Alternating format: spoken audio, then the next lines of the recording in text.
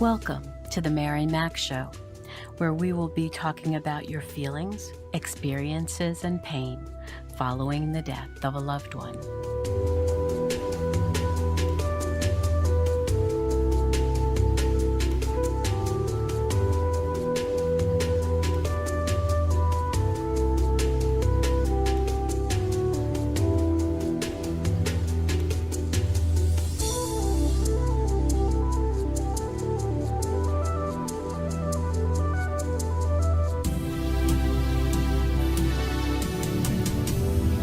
Hello, my friends, my warriors. This is Mary Mac of the Mary Mac Show.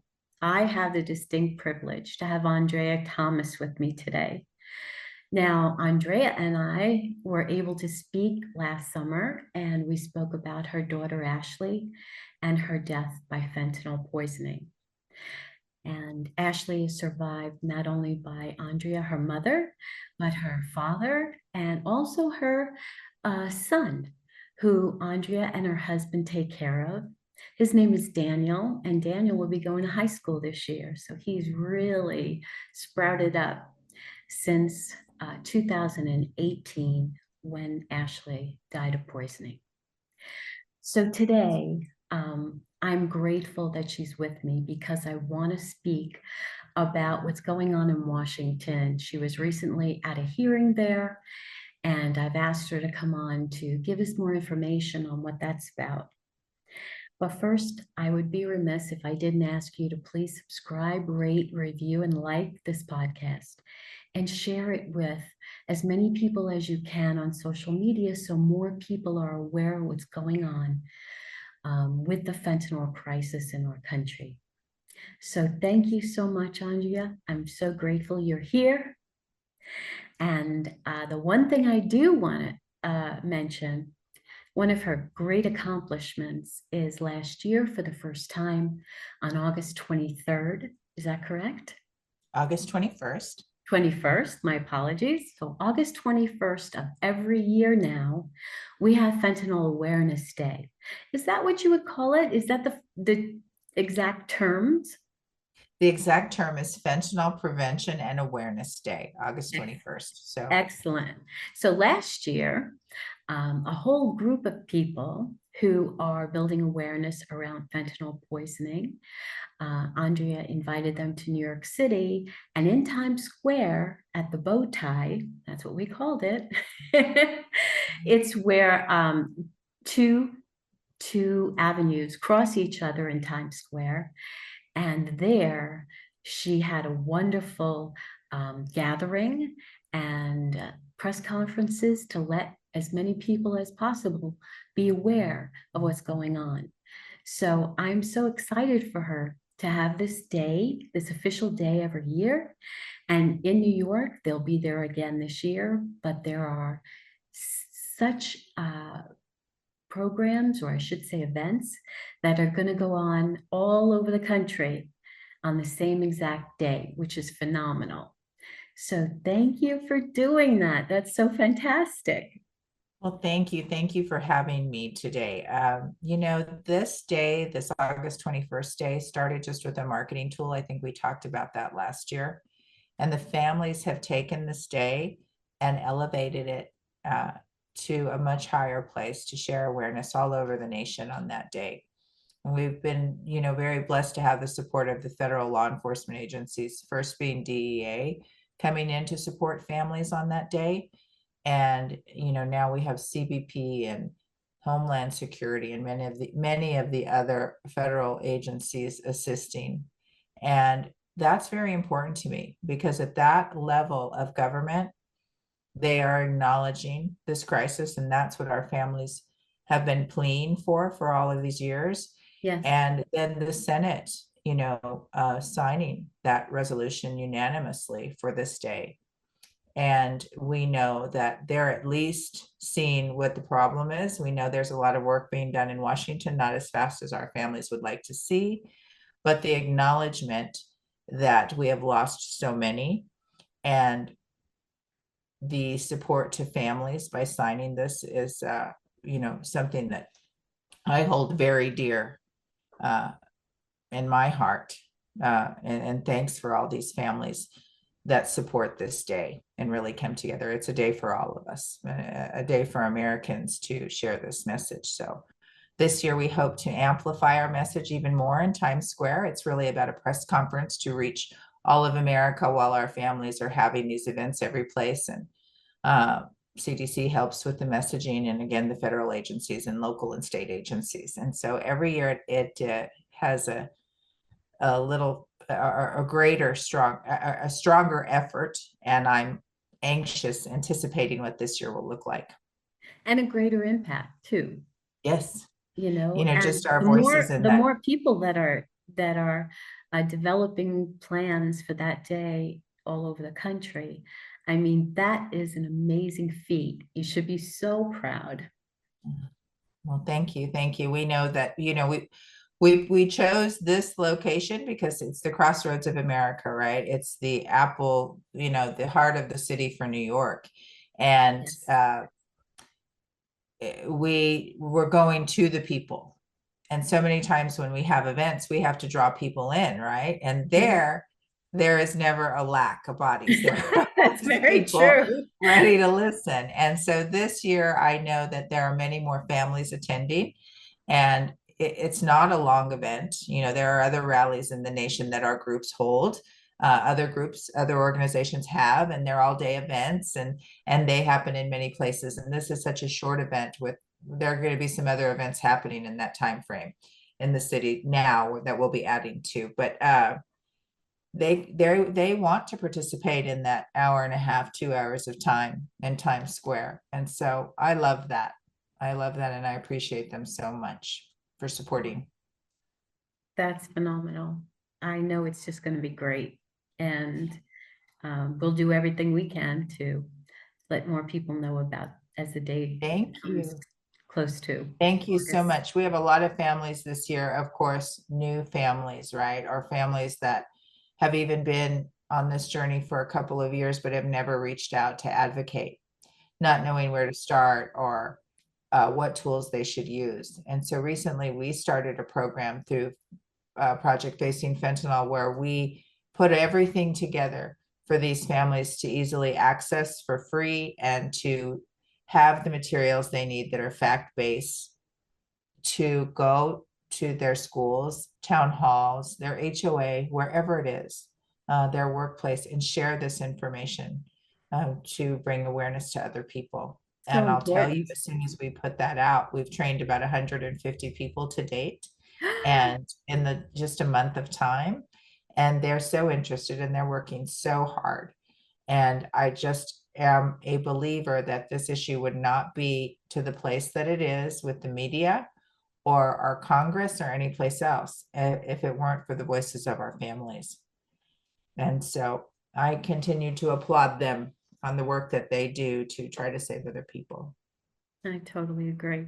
It's a daunting task, to do that and to just develop all the information that someone would need. So, Exactly. And we saw some of that with the China Select hearing, right? yes, You exactly. know, them coming to DC to hear this very important information that many of us already had. We were recently there. I'm probably jumping ahead without you bringing the subject up, but that is where they all, they all, many families came in to DC for that hearing. And I think that for some of them that didn't have a lot of these details, it was very enlightening, very sad. It was a long day and hard for many of the families. Can you show us the pictures we spoke about? Sure. Let me I see. want people to understand, first of all of these families, and even though there were quite a few in the picture, there's a lot more that were there. These families have taken it upon themselves to spend all this money to fly into DC from wherever they are in the States at their own cost. So they spent the flight, they spent the hotel, they spent the food, whatever else they needed to be there for. Were they there for a day or two at least? Yes, the evening. Are you able to see the screen now, Mary? Yes, yes, I am. So that's exactly. These families use their own resources to attend these types of events. Yeah. And we put an ask out. The China Select Committee asked us if we would work with them to reach families to bring them in for this hearing. And we put out the information, and the timing, it was a long time before we had a confirmed date. And so people were holding on to the last minute, and they still did it. They came in, they flew in, got their own rooms, did all of these things, and were there for the support of each other, those in the room, and also supporting families across the nation. And again, I applaud them for being there and being so strong in such a difficult conversation. You'll see this picture that has just half of the families, right? There were so many more. They just happened to take this picture later in the day. And it was a historic event, we felt. We knew a lot of the information already, but we were glad that this hearing was putting the information out to all of America And and letting exposing them it, know. like you said, Yes, during exposing it, because we in the background knew this, but now it's out there, and it's out there from the committee. And I thought we have to talk about this. most definitely. And you'll see some of the participants that testified, all of them that testified. Bill Barr and Ray Donovan and a gentleman from Rand with a very important report that many of us have seen and gone over in the last years since we lost our children. And they were very gracious too. Of course, Ray and Bill Barr stayed around to speak with the families. Wow. And we always get that input from DEA. So, that's not unusual for Ray Donovan to sit and have conversations with the families, but Bill Barr doing the same and answering more questions for us. And then, of course, this wonderful committee that was so gracious to work with our families and empathize with our situations.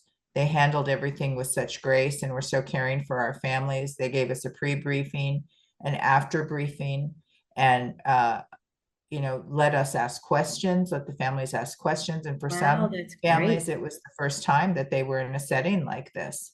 And so it meant a lot to them. And so this committee has given us a promise that as far as they can go with this, they will continue to work and are still working with Facing Fentanyl for some other events throughout the year.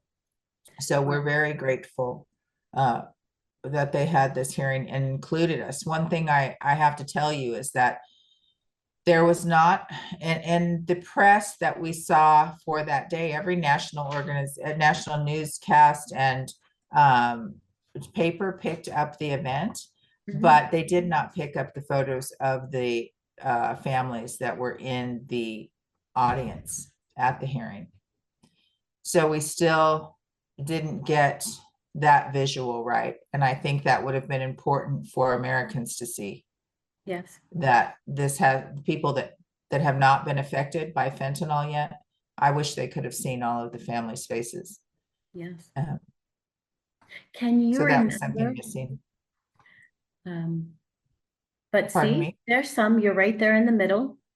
Yes, yes, there were many families, a packed room Yeah. and everyone's photographs. And so we are grateful that it reached out. It reached all of those national news stations. And so next time we hope that they will be able to see some of the families, but the acknowledgement of this committee and then, there was a Congressman Jimenez that did address the families and tell them that our government had let them down Wow. Where is he in from? this Do you issue. remember? I don't. I have to look that up. He spoke at our press conference after, as did a couple of the other committee members, and Mike Garcia from California and Kim Glass from the National Textiles Association came in, and because de minimis is another issue, of course, in this national security crisis, and many of us work the de minimis issue, which Tell is, people what the that is. shipping. Tell De people. minimis, the de minimis loophole is something many of us have been working, because it is the shipping of goods from China into the US that are not anything under $800 does not have to be searched. And so this is trade that comes into the US many times. Dangerous drugs, fentanyl, other precursors, other dangerous drugs are in these packages, and they're not searched. And this is just another way that fentanyl floods into the United States. So we have land, sea, and air, right? We're talking about an open border, and then our legal borders where these drugs still come through, and then by mail, and all of the other ways that it's getting into the country. So we work this de minimis issue to try to sort that out and help stop some of these drugs that are coming into the US.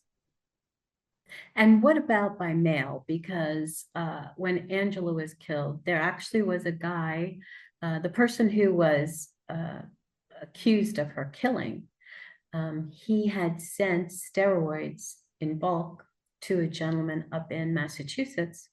And at that point, I guess, I can't remember, their postal police, I guess you would say, was trying to get involved because that gentleman OD'd on those steroids.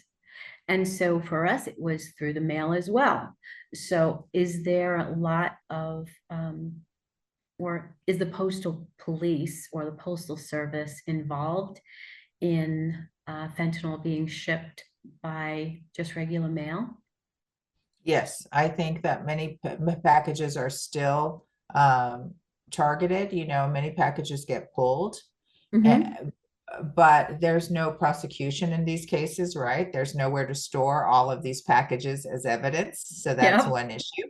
And then these packages that come over from China are not being searched. And I'm a logistics manager myself. That's part of my job at the company that I run. And I know how easy it is to ship back and forth. There are not a lot of regulations for overseas shipping Yep. or things coming into the US. And so we need to address that and try to stop some of these just click and ship things. It's very easy for our kids to look and find these dangerous products, these poisons online, and it's just simply a click and they're delivered to our home. And in most cases, of course, your parents don't even know that you've ordered something and it's shipped to your home. So it's very easy for somebody to receive these drugs just right in their house, with one click. So we've got to address that. And hopefully with some of the work that we've seen recently, some of the legislation passed, the work with the China Select Committee, and now the Fentanyl Act, and other legislation. There's over 3,000 pieces of fentanyl legislation out there right now. So we're hoping to see some of this legislation pass and make some positive difference on this crisis. Without a doubt. As we all know, the government hasn't done enough as quickly as we felt they should. And I'm very grateful to hear that this committee has at least been so engaged and so graceful, to the families when you were there a few weeks back.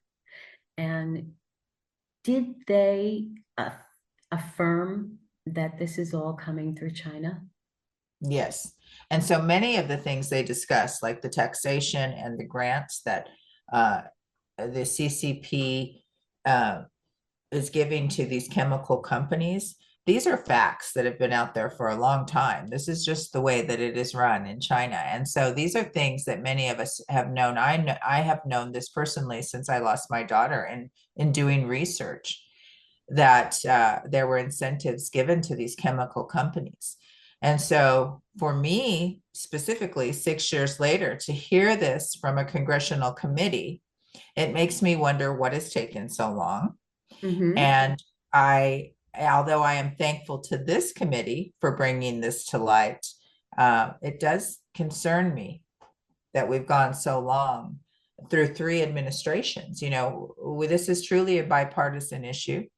Mm-hmm. And sometimes it turns political because of a current administration or the administration before. But truly, we've gone through 2 parties and 3 administrations. And the fact is that this hadn't been addressed strong enough. And so now we are in a situation where we have to take really strong action. And our families are urgent to see this happen because so many people are dying.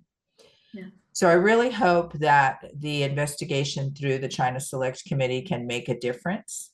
And I think that as families and the American public has to act on this now and press Congress, because if we don't, this will just be another hearing that gathers dust and is soon forgotten. Right. And the fentanyl deaths are not stopping. And so we really should take this to heart, this information to heart, and use it for all we can to make some change. And so just for our audience's knowledge, what we understand is that the leadership of China, if I'm getting this correct, please correct me if I'm not, he allows his own manufacturers in China to develop this product, but he will not allow them to sell it in China. Exactly. And there was a very dramatic moment inside that hearing that day where one of the staffers that were sitting behind Congressman Gallagher held up a sign, and it showed the number of deaths in China versus the number of deaths in the United States in 2021. Oh my And goodness. China had a big red 0 under the number of deaths for that country. And ours had over 77,000 for the United States. That was 1 year, a few years ago, a couple of years ago. And of course, you know that the numbers, I hate even saying numbers, right? Because those are Children. our sons and daughters and mothers and fathers that have died. But,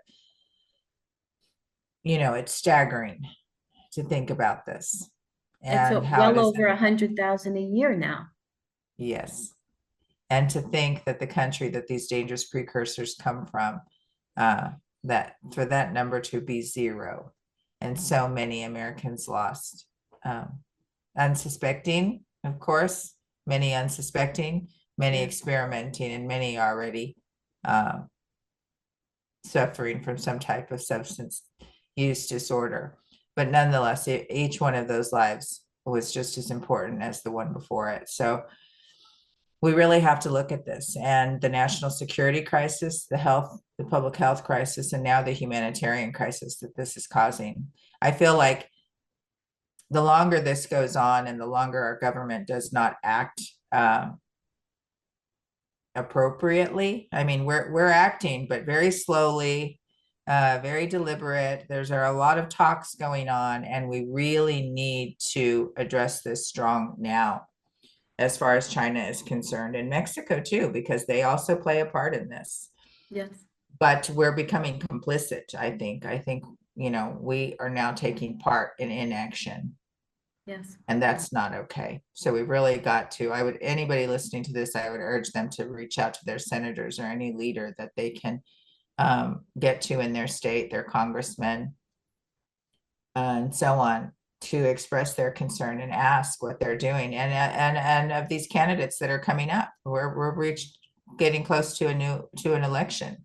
We're in an election year, and I think these questions are very important to ask of the people that are going to take these seats in this next year. Yes, I don't see an awful lot of candidates speaking about this. Some do. I've heard, occasionally I hear some, but it's not as dramatic as uh, in their minds. It's not as, It's, it's not as a dramatic issue as we know it is, you know. And I think people don't understand that. I think we have something like 40 something thousand murders a year in our country versus 100,000 for fentanyl, you know. And there's when you look at the number of deaths for all the other ways that people die in our country, fentanyl is by far, I mean, astronomical limits. And yes, and we always talk about that number 18 to 45, and we should be talking about that number, but what we fail to talk about in many cases are the young people that are dying that are 14 and under. That death in the last couple of years. Last year, the stat was that fentanyl deaths for 14 and under had tripled. 77% of drug deaths were of teen deaths were fentanyl related. And that's gruesome. That's yes, horrific. Those are our young people. This last couple of weeks, there were 3 infants that overdosed yes, in I heard. Washington, and one that I know of that died from poisoning, but 3 unrelated cases of infants in one state. That alone, without any of the other people that have died, uh, those 3 alone would be cause for enough alarm to act swift and strong, right? And do something about this. And Mhm. there's so many other, like I said, numbers, so many affected before these 3 babies. So um, what's the magic number? What are we going to do before this is addressed at the top? We need our executive leaders, the executive branch of government, to address this.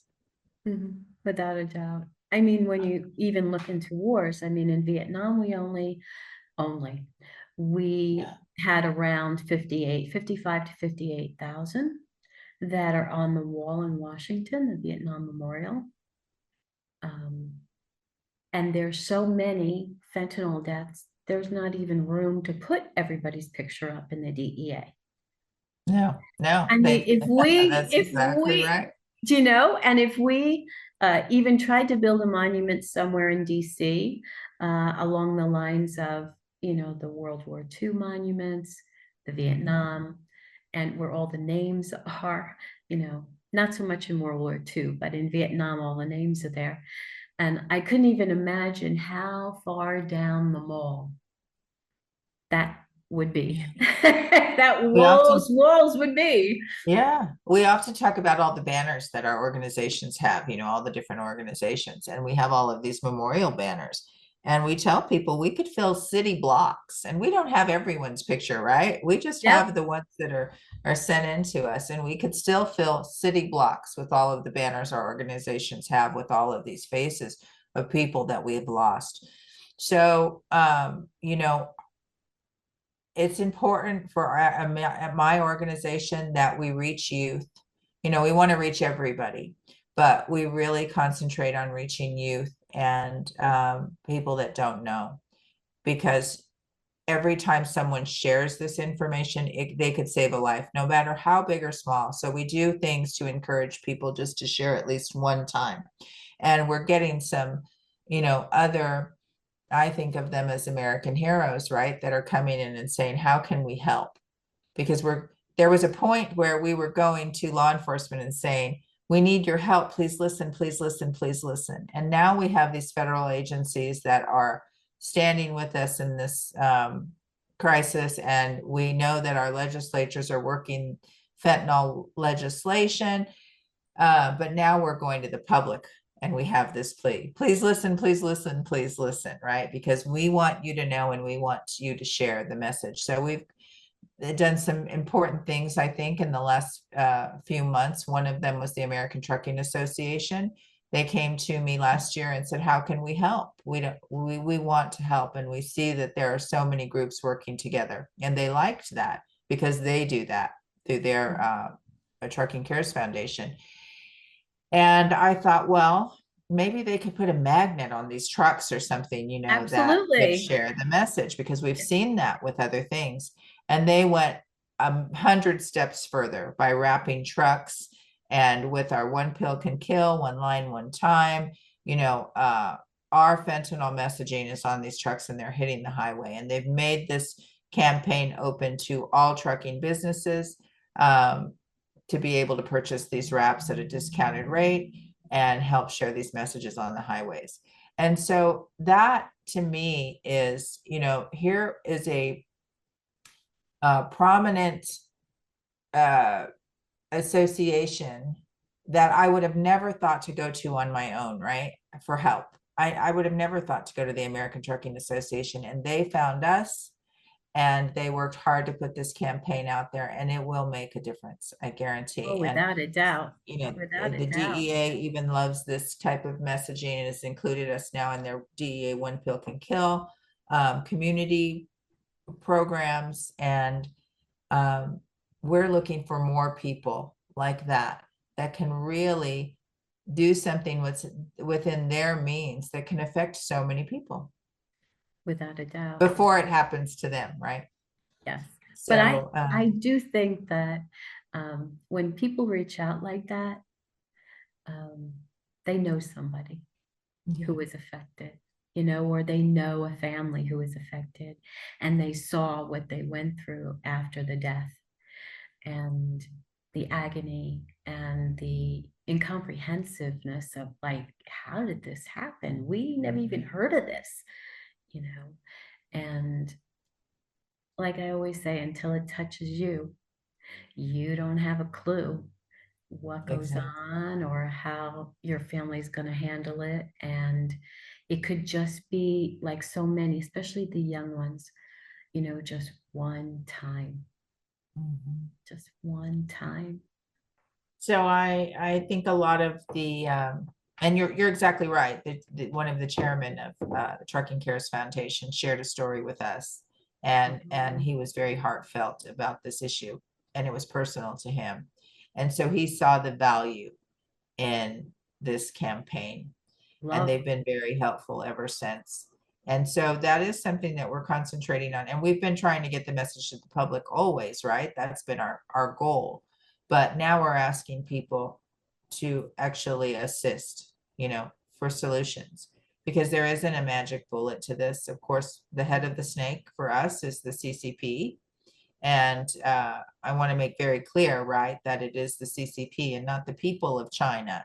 We're not uh, wanting to cause any hate by talking about this issue with China and Mexico. They're very specific groups That. that are causing this devastation, and they're transnational criminals, these cartels and governments that are complicit with these precursors shipping to our country, and governments that are also complicit in not attacking these cartels in their own countries.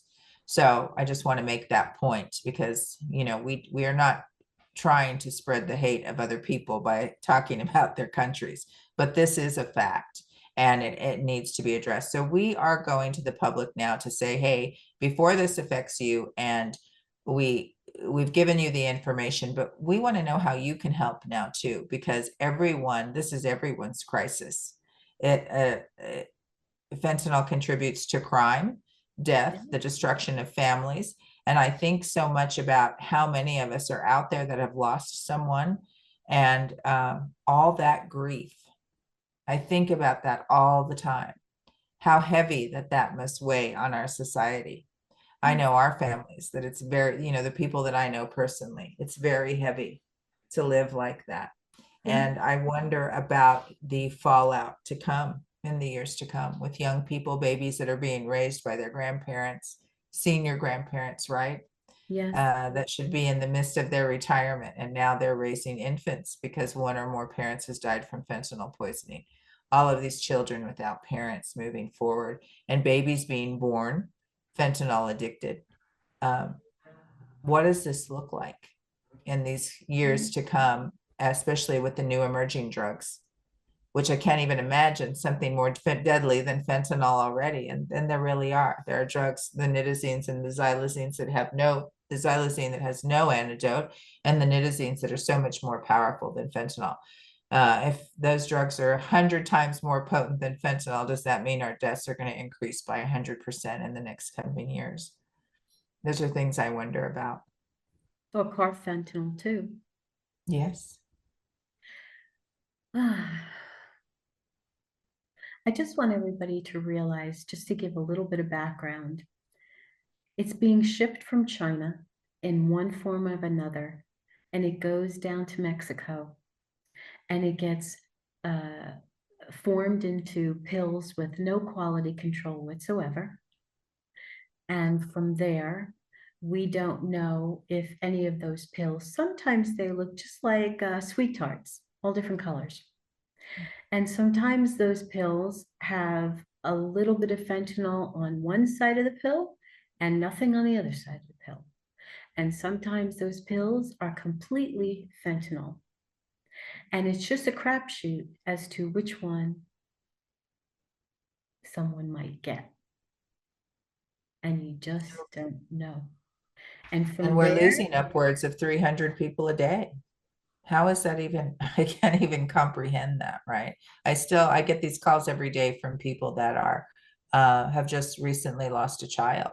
And it's still shocking to me. And I'm sure they think that's crazy when I know so many families that have lost a child, but it really is. Every one I am still just shocked by, because I can't believe we let this go on and on and on. right. So uh, this is really, we're past time to act, but this year for our campaign, it's educate, act, and prevent. And so all of those things are important. And if you can do any of those things, it can help save a life. And I would encourage you to do that and share this message with someone. And the one thing that we will never know, I say until we go to heaven, is all the people that weren't there because of all your great work. We'll never know how many people we affected for the better that didn't go and take any drugs that were illegal, or counterfeit, or, we'll never know that number. But I like to think that it was far more than the ones who succumbed to it. Yes, and that's a good way to look at it. I was recently asked, what we're finding now in our work is that there are a lot of predators coming in. We have a lot of people wanting to gain off of our work and the death of our children. And so another gross issue, right? Another appalling issue. And Like, you really need to deal with this. yes, exactly. When we left the China Select Committee, someone asked, "What now?" And the legislative team said, "Well, we need you to go back to your communities, right? And we need you to talk to your legislature, and we need you to talk to anyone that you can, so we can move forward on this." And if you didn't put that into perspective, it would almost be offensive, right? Because we've lost children, we've been through enough, and now we have to continue this fight to make more change, right? To affect positive change. But the reality is, it's not just us, it's all American people that need to move forward and try to work this issue. So it wasn't specifically meant just for us. It was meant that all Americans should be dealing with this. We should all work towards solutions, and we should all be trying to help. So when we talk about these predators coming in, and we've worked so hard, and I can personally see a face of an angel. We call them our angel, our angels that we've lost. And I remember them. And I might not know their parents' face, but I remember our angels. Yes. And so many of us started doing this type of work just because because we lost a child. And then we learned about the thousands more, which are now hundreds of thousands more out there. And motivates us to continue to work even harder to prevent that number from growing. And so when we see organizations coming in right now that are taking all of the hard work that these families have done and then taking our stories and using them for gain, I find that appalling. And I'm sure that it happens with every issue out there that continues to grow, but that's something that we face right now. And so when you are thinking about contributing to organizations or working with an organization, I would really do your research Yes. and make sure that they're not one of these predators. We've seen it in many forms, and it's something that we're combating right now. And so many of us that have worked very hard For and many have gained years. credibility, yes, and gained credibility and do work that's respectful not only of our children but of everyone else's, are offended by some of this that we see coming in, for a lack of a stronger word, and Totally inappropriate understand. And that you're I right. would And not it does want to use on your show, but it really is. I mean, my goodness. So those are some of the things that we deal with on a daily basis, and just continue to move forward positively and with a smile on our faces, and work with other parents, to try to get the message out there. Well, thank you for this recap. Thank you for explaining everything that's moving forward in DC. That has been a long time in coming, but at least that hearing really, I mean, we knew it before, but most of the public don't understand all of the details on how, it comes in. And like when you said, there are 0 deaths in China from fentanyl, where it's being produced with the okay of the government. I feel, I'm sure you do too, it's like Jim Rauch says, it's a weapon of mass destruction. Yes. It is sent here to annihilate our youngest and brightest. And, when all the 14 to 15 to, I think, 30 something you mentioned, all those, children or young adults, they're all of beginning family life. They're all ready to finish college. They're all ready to be married. They're all ready to have children and start, families. And they've just been annihilated, washed away. I mean, Yes. and Vanishing. I feel like they're yeah, vanishing before our eyes. exactly. And that's an awful lot of people in that demographic. You can't get that back. Exactly. And it's interesting that you brought up Jim Rao, because, he advocates his issue is WMD, Mm-hmm. and such a strong one. And I'm sure that when he sits and listens to some of this, knowing that, we talk about there's not one silver bullet to this, but Mm-hmm. there are a couple of bullets that really could make a difference, right? And his issue is one of them. Our issue, it's all of our issue, but that is something that could really make a difference. And so I would, as a plug for our families, almost as a plea, they are doing such good work everywhere. And so over the summer, not only will you see the National Fentanyl Prevention and Awareness Day in August, on August 21st, of course, that's 10 days before International Overdose Awareness Day, which many of us observe. We like to think of our issue of poisoning, we call fentanyl disc poisonings, and then working their way into the overdose awareness day. So that's important as well. And those are families that have been doing this for a very long time too, just with different drugs, right? Fentanyl is the drug of today. And then we have other organizations that are having rallies all through the summer, Appalled and LVOF and many other groups out there that are doing a lot of positive things. And so please, if you have any of these organizations in your area and can assist or attend one of their events or share their information, please do. They work so hard to get this out there and use all of their own personal resources in most cases. Yeah. And so they're really doing good things. So I would encourage people in And communities I to look for those encourage, there. if you have a few dollars and you want to donate to either Andrea's group, Voices of Awareness, or like April's group, LVOF, and Appalled.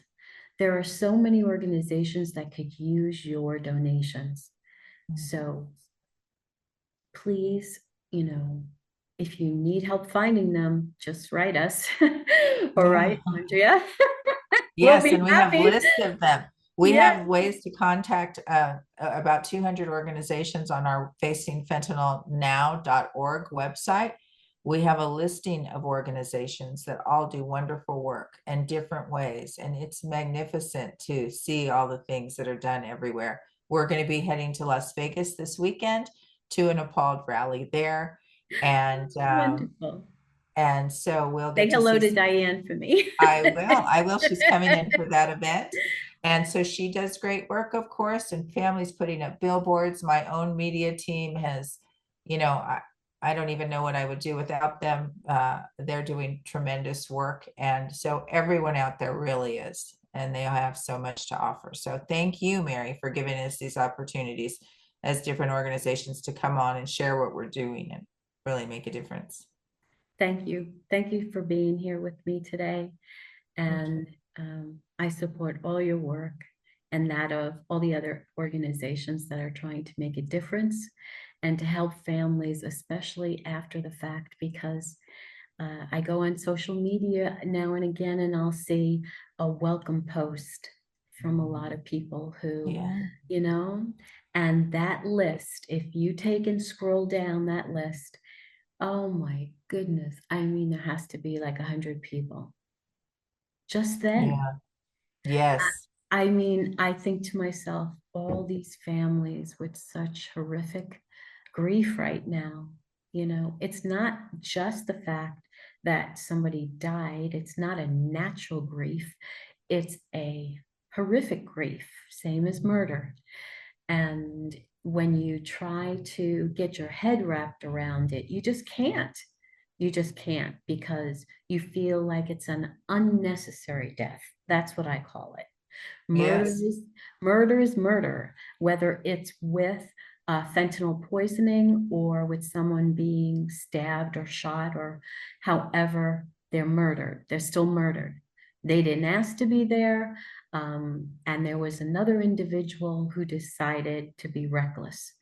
And unfortunately, in the case, in homicide, there are like 60% of the homicides and even lower in some places that are even solved. And then you go to fentanyl, and we really don't have any statistics on how many of the perpetrators were actually caught and convicted. Very few. Very few, and the same stories over and over, whether it is my son or daughter purchased a pill on Snapchat and I found them dead in their bedroom the next morning. Mm-hmm. Or in my daughter's case, someone gave my child something and they didn't know what it was. Or people that have started using, not even know, thinking they were using what we used to call recreational drugs, right? Like Yes. cocaine 10 years Mhm. ago, that weekend user or that one, that occasional user. And they are then immediately addicted from the substance because it wasn't what they thought it was. And it had fentanyl in it, which is all addicting, right? Right. And so another force that has been so helpful for us is if people in recovery walking with us. And one of my partners is Michael Fiore, 20 years addicted to heroin, 3 years in recovery, and is an inspirational speaker now. And I see his work that he does with this recovery out loud, right? He talks about recovering out loud, and to do that so that we can spare lives of others, right? And so the recovery community has been a huge assist in the work that we do. And so not only families, but the recovery community, and then so many other people coming in to help. So we are making great strides, but of course not large enough yet, because we need that government response. Well, it looks like from the committee, at least they were gracious and, Yes. and I'm going to put, you have to help me find it. I want a list of all the different people on that committee, Yes. all the elected officials.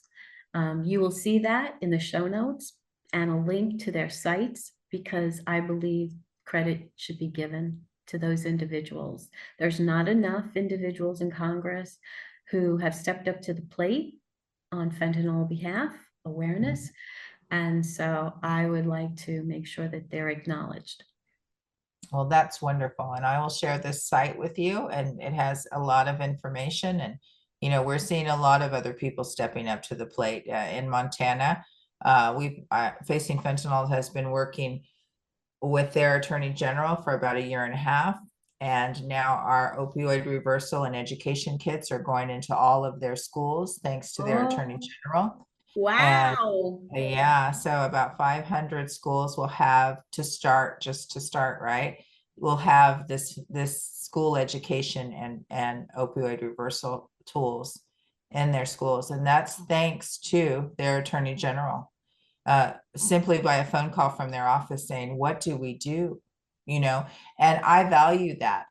If you've done something that we see right now, that if you haven't addressed the fentanyl issue, okay. If you address it now and you move swift and you move strong, let's do it. Better now than later. If you don't know what to do, ask. We can help. We'll tell you if you don't know what to do. We've got a lot of issues we'll tell you about. So when their office came to me and said, what can we do? It Yeah. just happened to be one of those days I was fed up of getting the phone calls. People dying one after another, right? Like, I'm just hearing all of this. And so when I received that phone call, I was very blunt, and they said, okay. And I will tell you that that state has enacted a lot of the things that we suggested to them, and they are moving swift and strong. And I just think that's fantastic. Then we have to give them credit too. That is right. I do. I What applaud them. I'm sorry, what I really like is that now that their plan is enacted, we can take that and we can Yeah. approach all the other attorneys general and ask them, do you want a plan? Here's our plan. It's already Yeah. enacted. You just have to copy it. Yeah. I mean, we let them know when they made that phone call. Kids don't go to pretty websites for the attorney general before they use drugs. So that's a Right. waste of dollars. Don't So think so. yeah, and so they listened, and they went to the youth, and they've been educating them in every way they can, and they've helped a lot, sending, the tribal councils our way. And so we're doing a lot of work over there in Montana. I'm heading to Idaho this week as a result of some work done in Montana that other tribes have heard about. So we're able to go there, and we're able to educate them and get them started on this conversation and saving people. Phenomenal. We need more of that. Yes, absolutely, because that's something that could be done in every state. Right. And especially in my state where they've not got it right yet. But if you just go back and work it again, I value that. We don't always get things right the first time, but admitting it and going back and continuing to try to work it, I think is very valuable. And I'd much rather see that than no action at all. So I hope we see Absolutely. more of it. Oh, that's very good to hear. So good to hear. That warms my heart. Because now we have a plan of action that can be, forwarded to everybody else if they're okay with that. Solutions, yes. And so when we invite people to come to the table with us, there's a lot of harm reduction out there that looks at us almost as if we're the elephant in the room and over dramatizing the situation. But we'd love to sit at the same tables with you and have conversations, because we might not get it all right working together, but we could at least work on making some kind of, or putting some types of solutions together that may help some people. So we don't have to agree on everything to be able to help people. There are clearly people on all sides of the aisle, right? That a little bit of some solutions from harm reduction and from affected family members and from government, all those things can work.